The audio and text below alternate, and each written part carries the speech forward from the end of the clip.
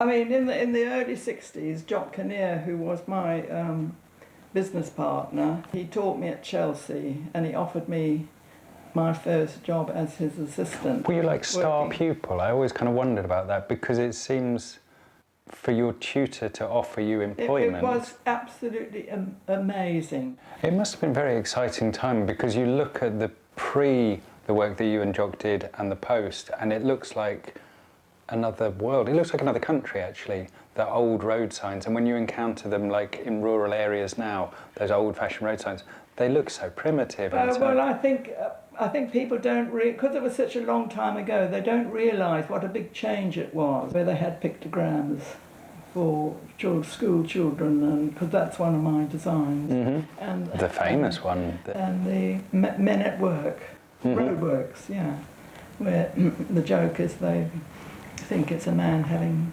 difficulties with a large umbrella.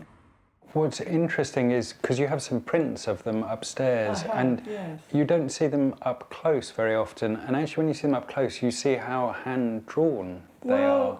But when you see it from a distance on a street, I guess you would assume it's done on a computer or it's completely digital. It has a humanity to it that you wouldn't get if it was done on computer.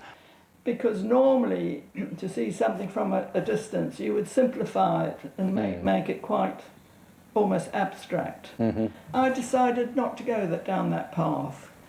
I just wanted to make them simple, but as real as possible, and so that they wouldn't date. I think that's the essential thing. Because you talked about the sort of physicality of mark making and like the importance of that. Absolutely. Like, I feel it's not just because. See, I'm going in the opposite stream, mm-hmm. but it works for me, and I think whatever works for you, that's your way of working. And I think it's an age thing as well, but it's the actual pleasure, the physical pleasure of holding a pencil and working with it, because it's like head, heart and hand sort of thing.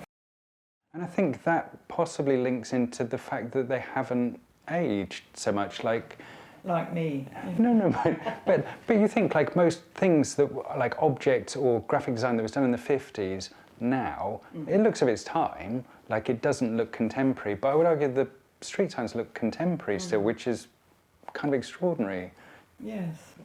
Well, I think that was the aim, actually, to not make it fashionable or for it to date. I can't say it was easy to do, but I mean that's the whole business of being a designer, isn't it? It's a challenge. To strive for absolute simplicity is what it's all about. I guess it's kind of surprising on one level because the signs look quite austere, but you are prepared to play with them and to mess with them, and I guess that's what's interesting on the watch, to take that motif from the enormous sign and then put it on the watch face. I mean, ideas just sort of, I think your mind's receptive to ideas and they just come, and then you've got to try it out. And then it becomes something else, because it puts all the emphasis on the hands. And then it was all about the hands. But what I like about it is there's a 3D element with it, because of the build-up of the one hand on top of the other. You get these shadows and this richness, and then once you've got the white border, which is also taken from the motorway signs, you've got something completely new.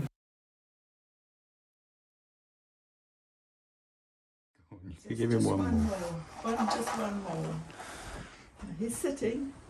Be very gentle. There we are. Oh, isn't that lovely? I think that's it.